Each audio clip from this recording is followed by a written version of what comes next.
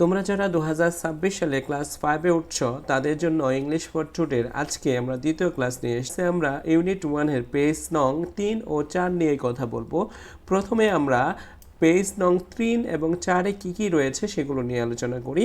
1 নম্বরে রয়েছে pair works, ask and answer the question, কিছু প্রশ্ন থাকবে সেগুলোর উত্তর করব আমরা।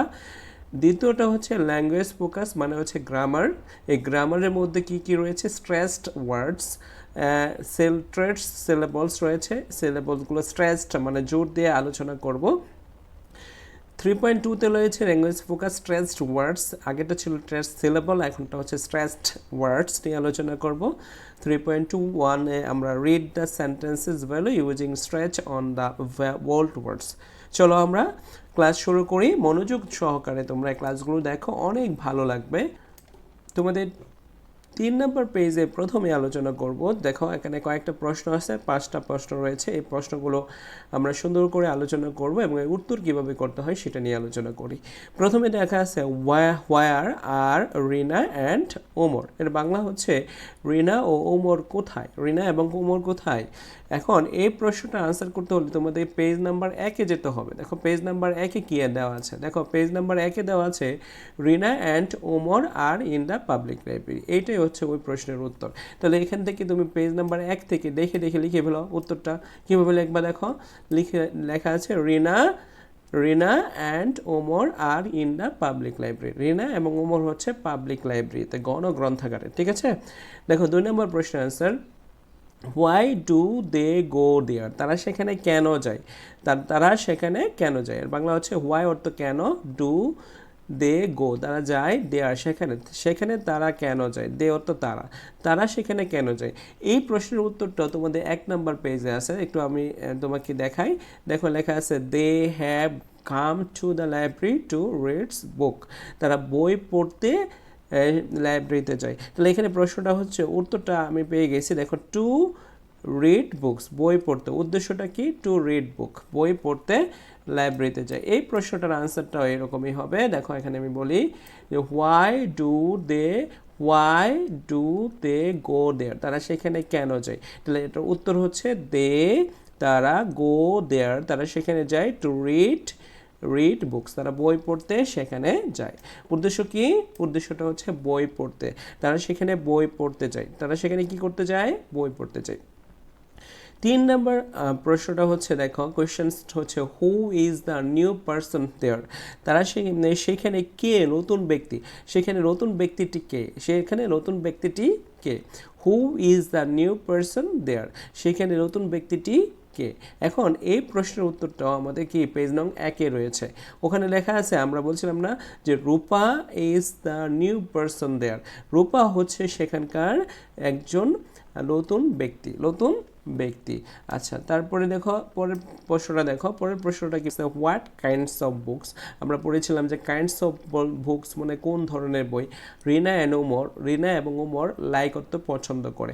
রিনা এবং ওমর কোন ধরনের বই পছন্দ করে? এখানে তাহলে আমরা পেজ নাম্বার 2-এ পেয়েছিলাম। পেজ নাম্বার 2-তে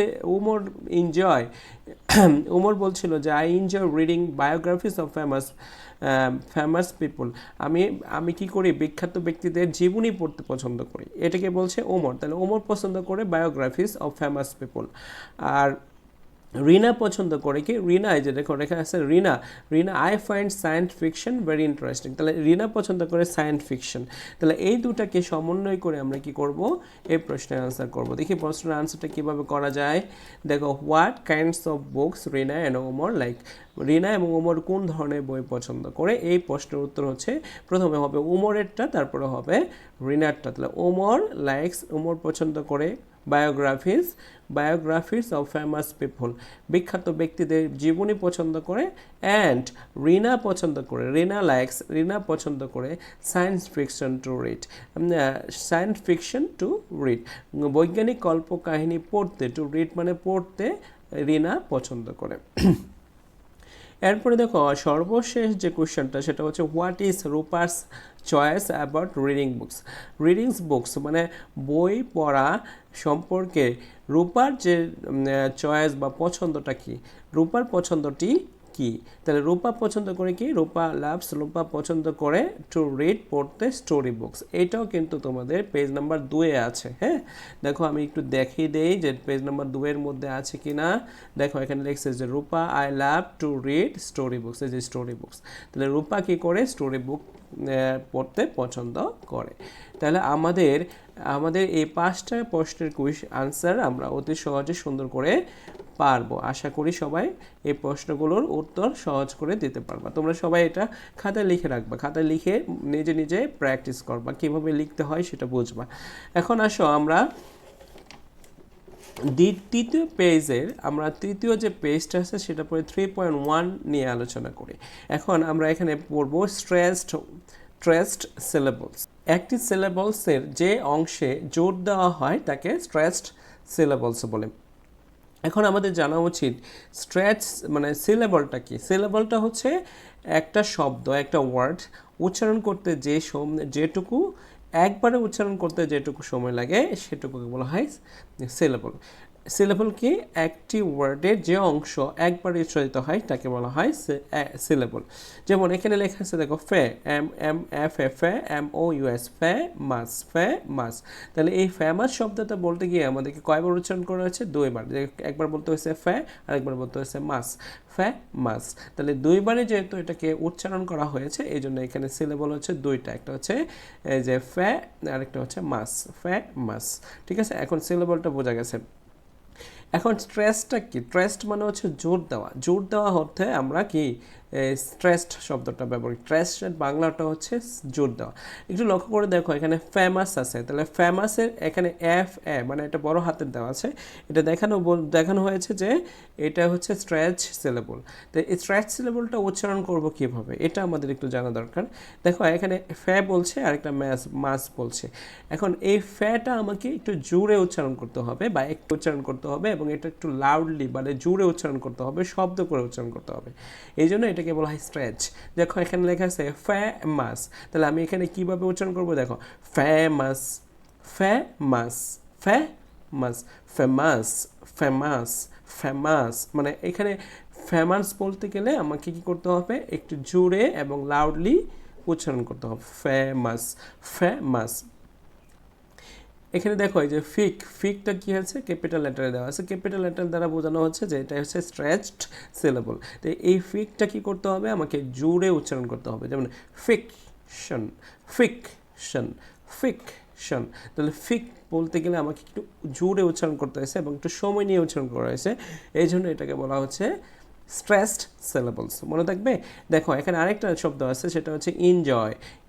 দেখো ইন হচ্ছে ক্যাপিটাল লেটার না, ইন হচ্ছে স্মল লেটার, তার মানে এটা স্ট্রেস সিলেবল না। তাহলে জয়টা হচ্ছে স্ট্রেস সিলেবল, কারণ এটাকে ক্যাপিটাল লেটারে দেখানো হয়েছে। তাহলে এই জয়টাকে আমাকে কি করতে হবে? জোরে উচ্চারণ করতে হবে। দেখো তাহলে প্রথমে হবে ইনজয়।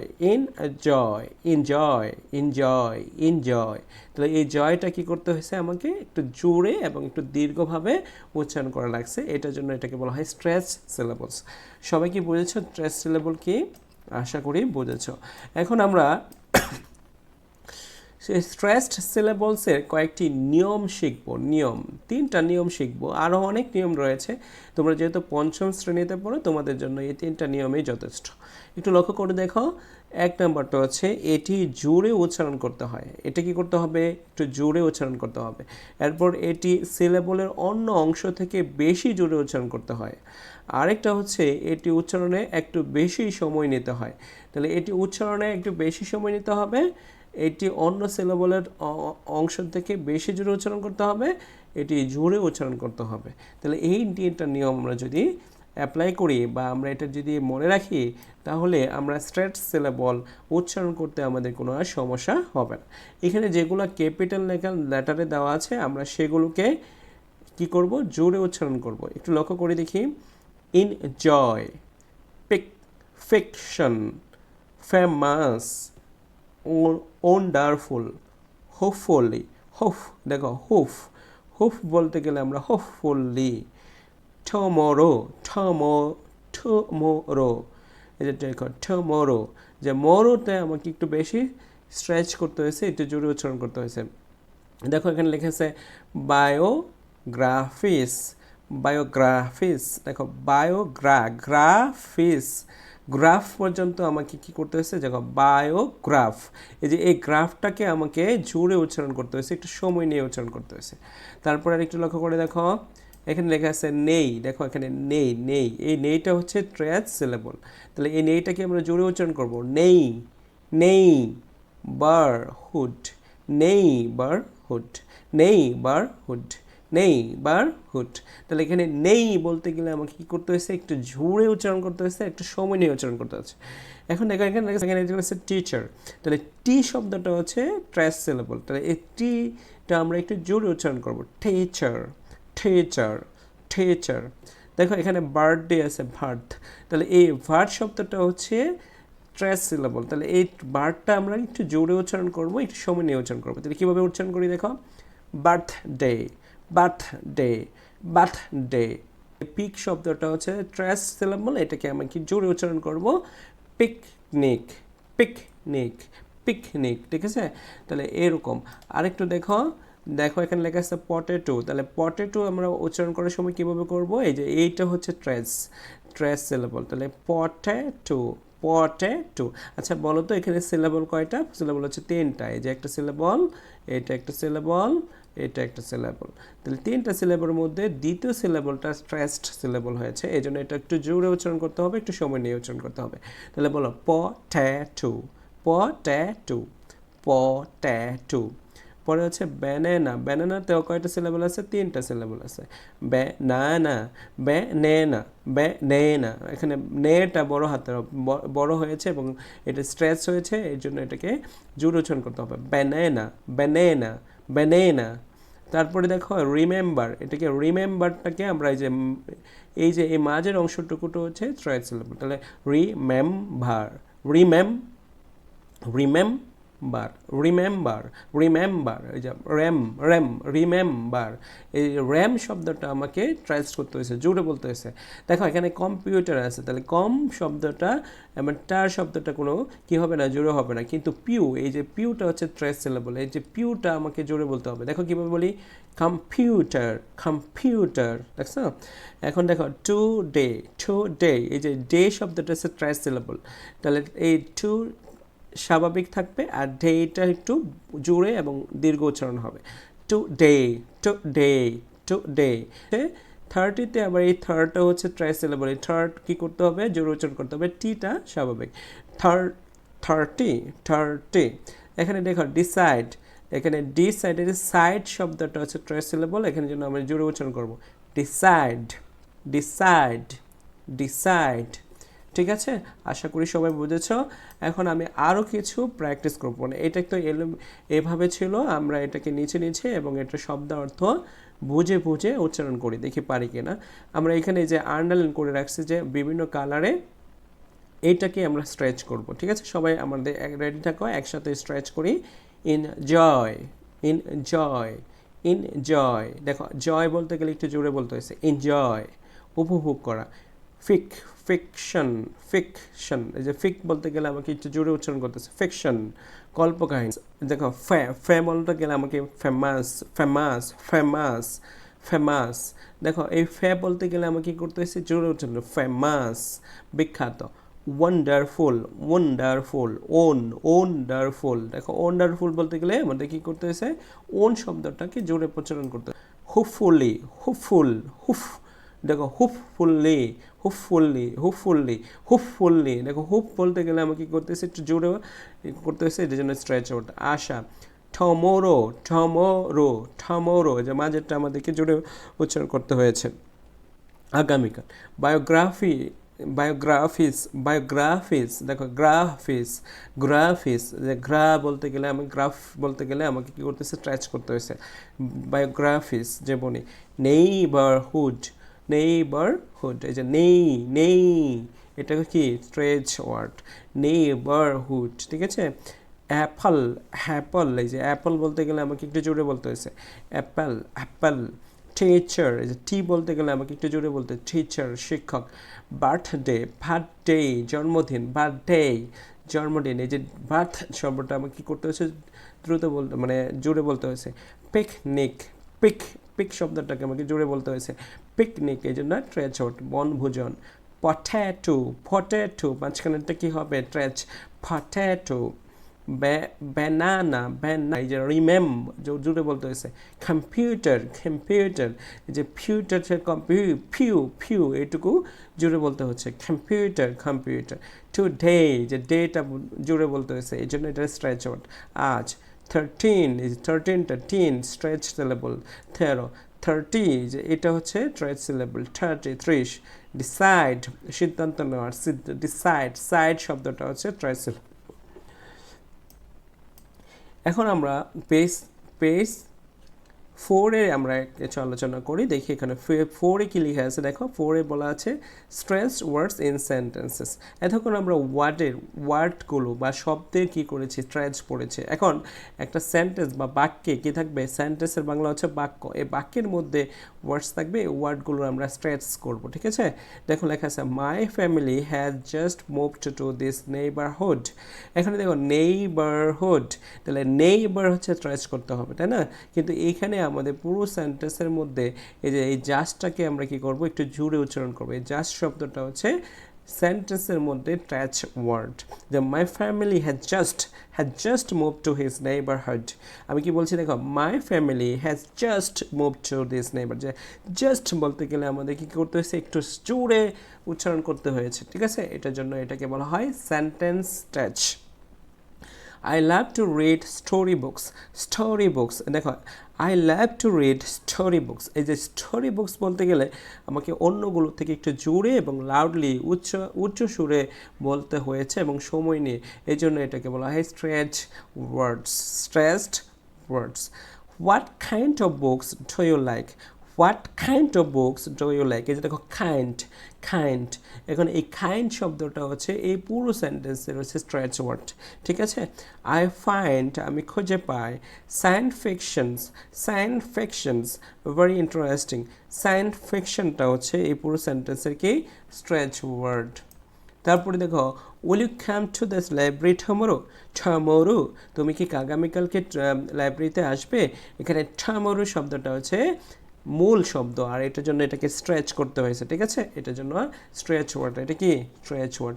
তারপরে দেখো পেজ 4-এর 3.2.1-এ read the sentences well using stress on the bold words. মানে বড় বোল্ট মানে হচ্ছে গাঢ় করে দেওয়া, যে বোল্ট মানে হচ্ছে গাঢ় করে দেওয়া, যেগুলো গাঢ় করে দেওয়া সেগুলোকে স্ট্রেচ করতে হবে, মানে জোরে উচ্চারণ করতে হবে। একটু দেখো আমি এখানে বাংলা সহ লিখে দিয়েছি।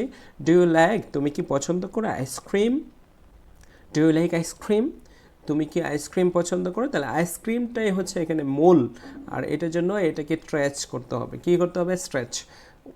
We play football everyday, we play football everyday, আমরা এভাবে বলবো, এটাকে একটু জোরে বলবো। We play football everyday, you play football, এখানে বলবা উই প্লে ফুটবল এভরিডে, আমরা প্রতিদিনই কী করি? ফুটবল খেলি। তাহলে এই ফুটবলটা হচ্ছে এখানে স্ট্রেচ করতে হচ্ছে। She has a red bicycle, she has a red bicycle, এখানে রেড বাইসাইকেল মানে হচ্ছে লাল বাইসাইকেল আছে। Are you ready for the test, are you ready for the test, এই যে দেখো আর ইউ রেডি বলতে গেলে আমাকে কি করতে হচ্ছে, একটু জোরে উচ্চারণ করা লাগছে, এটার জন্য এটা stretch. I study in the class 5, I study in class 5, I study in class 5। পড়ি স্ট্রেচ সিলেবল, স্ট্রেচ ওয়ার্ডস এবং আনসার দ্য কোয়েশ্চেন্স নংগুলো তুমি অতি সহজে সুন্দর করে বুঝেছ। যদি না বুঝে থাকো তাহলে ভিডিওটি বারবার দেখবা, আশা করি তুমি সুন্দর করে বুঝে ফেলবা।